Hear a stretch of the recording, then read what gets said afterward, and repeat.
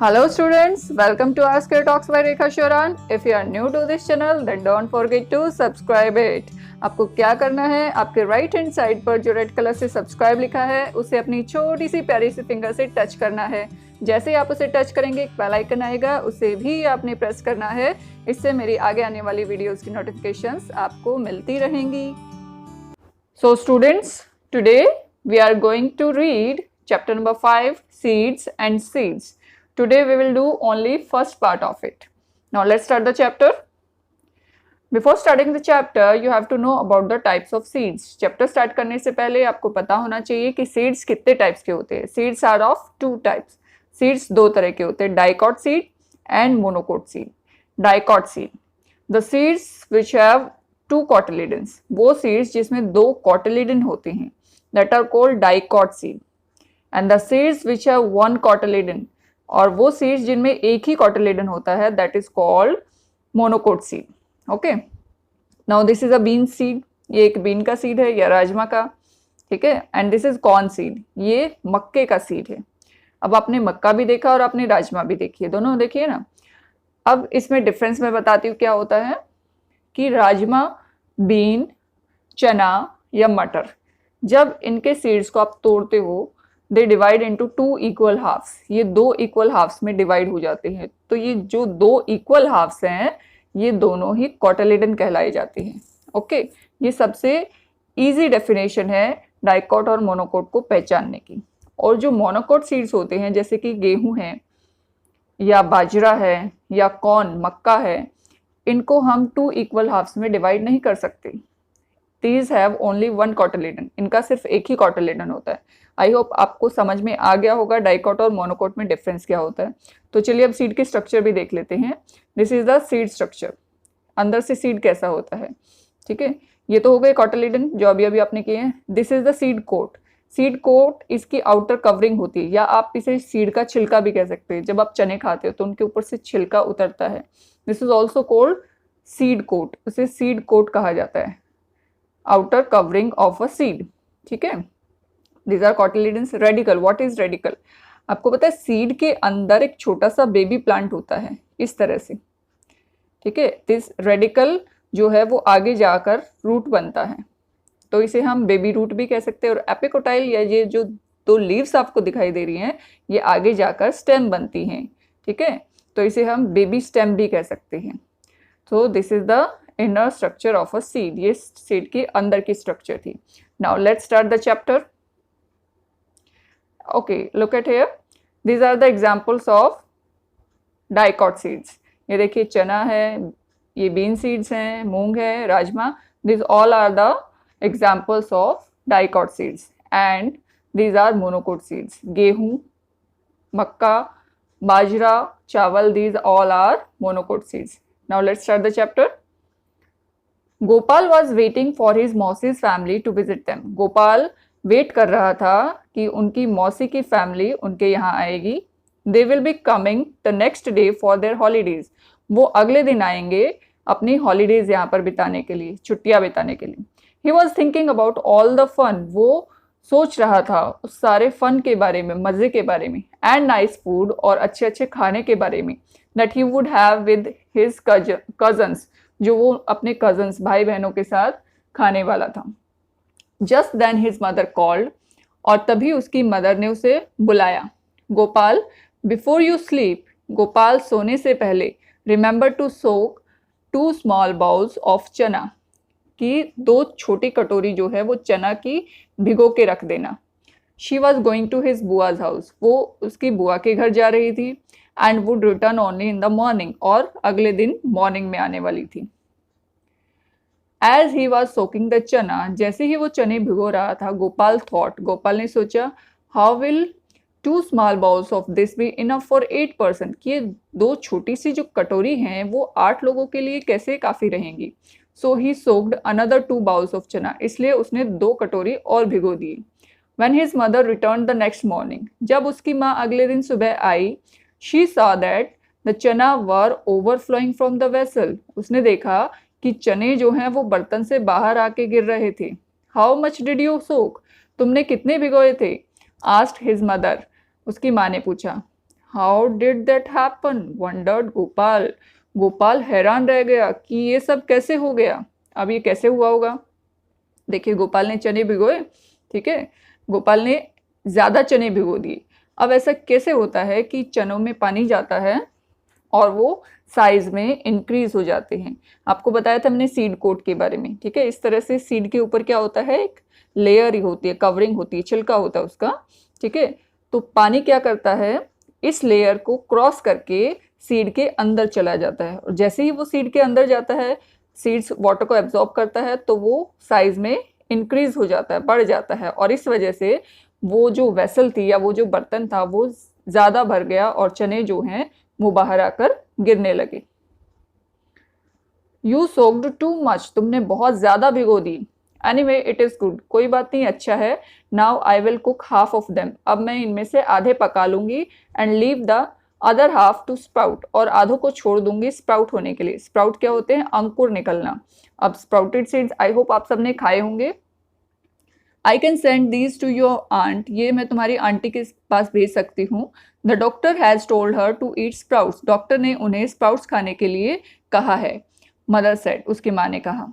She tied half of the soaked chana in wet cloth, उसने आधे चने जो हैं वो एक गीले कपड़े में बांध दिए। And hung them up to sprout, और उन्हें लटका दिया स्प्राउट होने के लिए, मतलब उनमें से अंकुर निकलने के लिए। Now look at this pictures, these are the sprouted seeds, आपने देखे होंगे ऐसे सीड्स, ठीक है। These are sprouts. आपको मैंने दिखाया था अभी एक पिक्चर में कि रेडिकल जो है वो आगे जाके रूट बनता है, तो जब चने स्प्राउट होना शुरू करते हैं तो उनका रेडिकल बाहर आना शुरू कर देता है, ठीक है। And these are very nutritious, ये बहुत ही न्यूट्रिशियस होते हैं, हेल्दी होते हैं, इसलिए लोग सलाह देते हैं हमें स्प्राउटेड सीड्स खाने के लिए। Now there are some questions, कुछ क्वेश्चंस है यहाँ पर। What things are soaked before cooking in your house, आपके घर में जो आप खाना पकाते हो या कुछ चीज़ों को सोक करते हो, वो कौन कौन सी चीज़ें हैं जो आप पकाने से पहले भिगोते हो।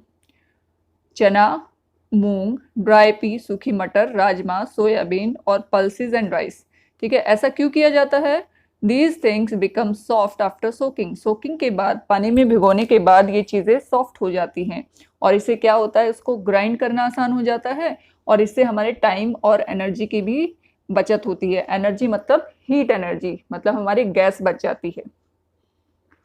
What things do you eat after sprouting? Sprout करने के बाद आप कौन कौन सी चीज़ें खाते हैं। How are they sprouted? इन्हें कैसे स्प्राउट किया जाता है। How much time does it take? और इसमें कितना टाइम लगता है। We eat चना, मूंग etc. चने और मूंग को हम स्प्राउट करके खाते हैं। They are soaked in water overnight. पूरी रात इन्हें पानी में भिगो के रखते हैं। Then the water is drained out. उसके बाद पानी निकाल दिया जाता है। And they are kept in basket or suspended in a cloth. उसके बाद ये एक बास्केट, टोकरी में छोड़ देते हैं इनको, या फिर किसी कपड़े में लटका देते हैं।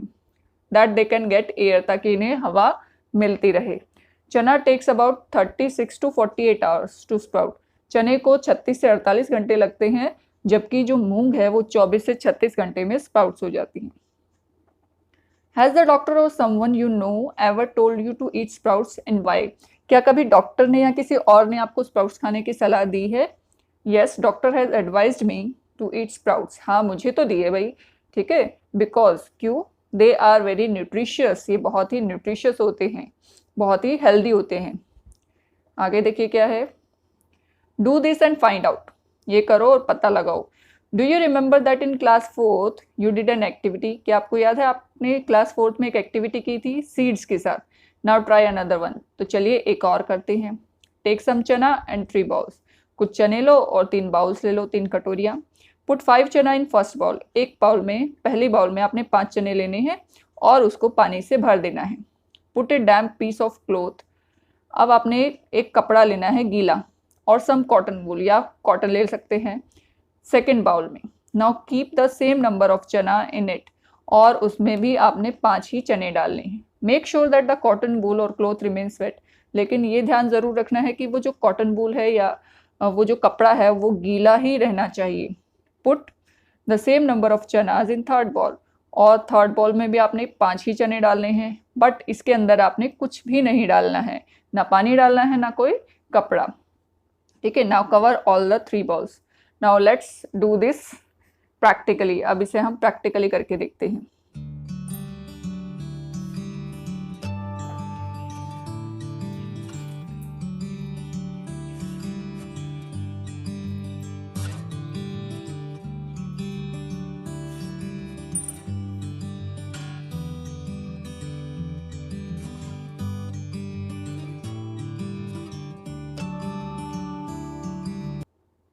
After doing this activity we have to fill this table. ये एक्टिविटी करने के बाद हमें ये टेबल भरनी है।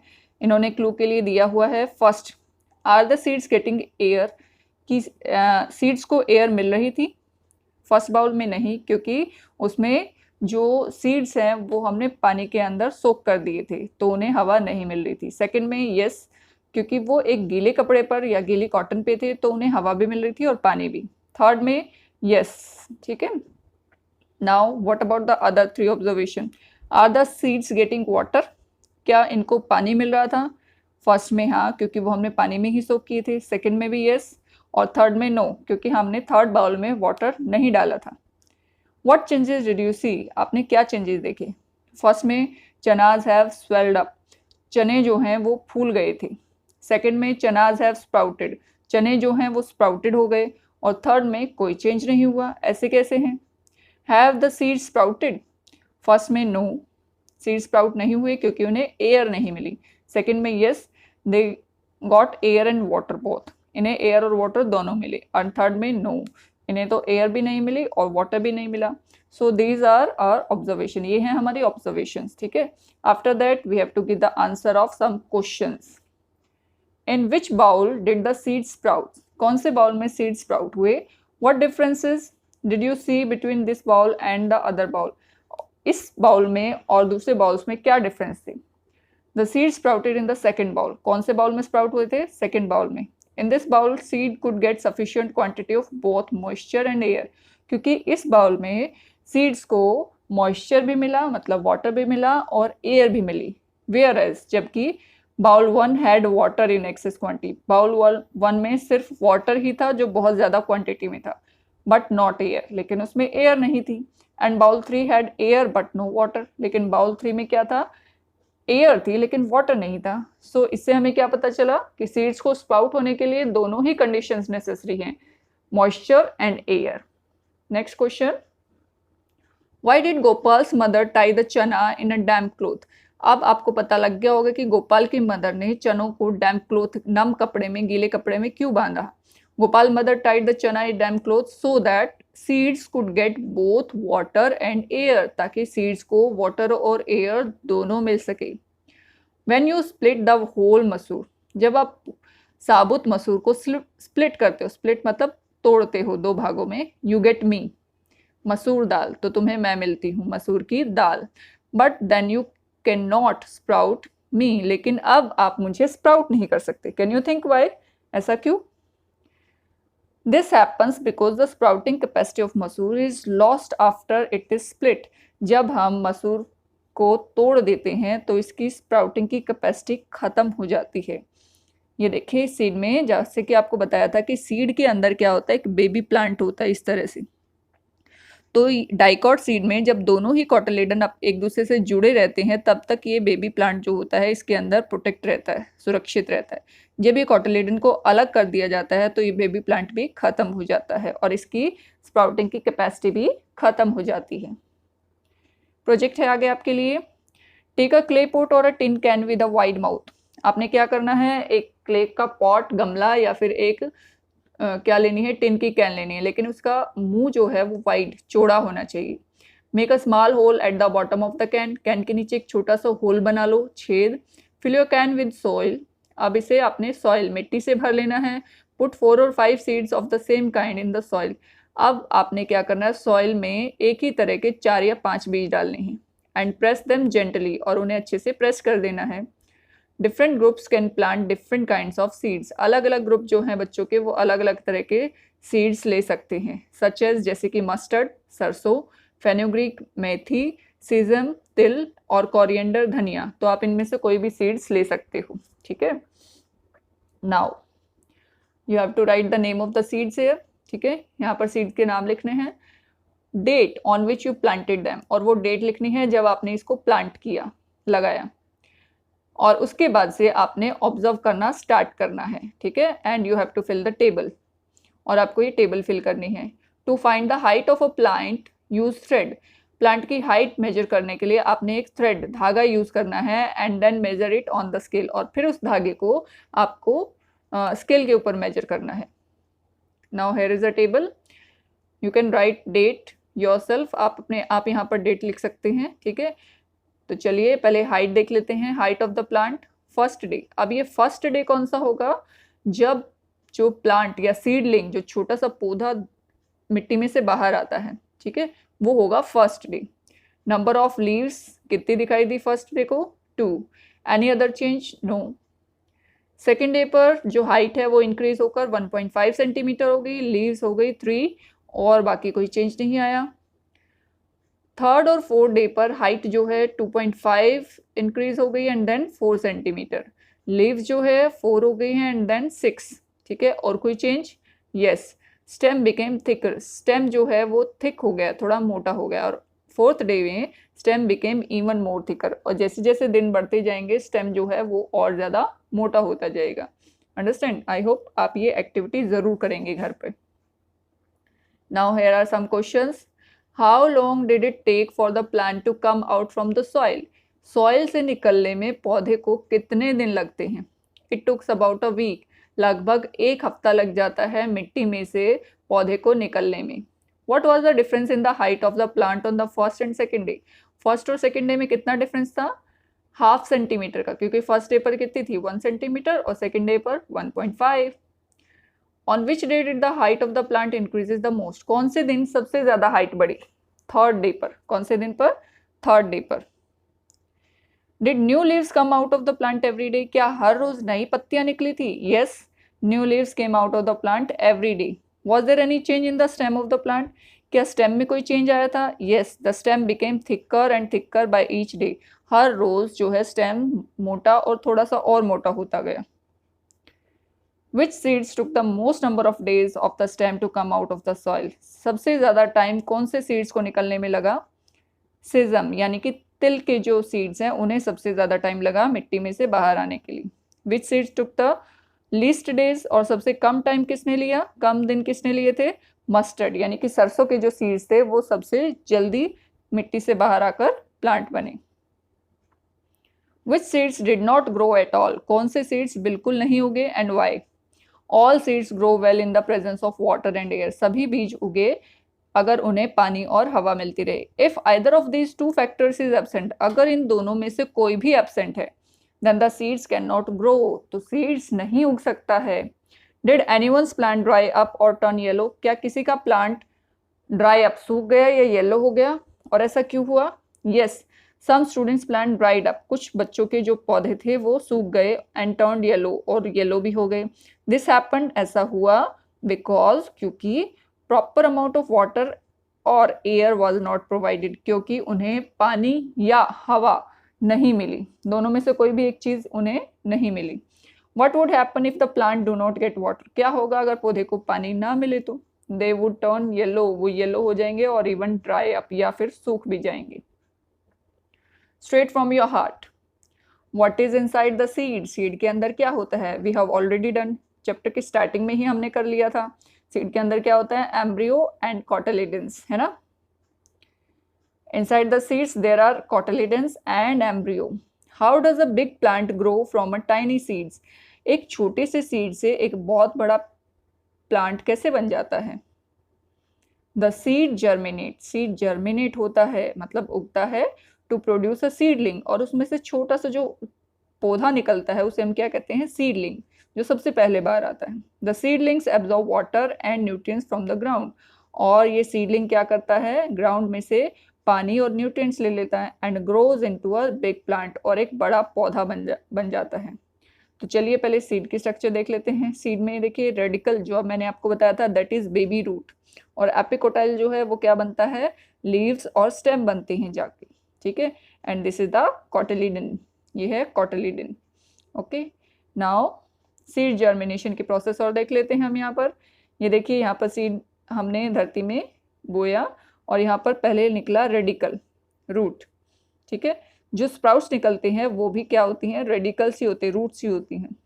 और उसके बाद रूट नीचे की तरफ ग्रो कर गई और धरती में बढ़ना शुरू करती हैं। यहाँ पर सीड कोट उतर गया है, ठीक है। फिर कॉटिलेडन्स जो हैं वो रिमूव हो जाते हैं, हट जाते हैं यहाँ से, और कॉटिलेडन्स में से नया प्लांट ग्रो कर जाता है और धीरे धीरे करके वो बहुत बड़ा पेड़ भी बन जाता है। Okay, so students, here first part has been completed.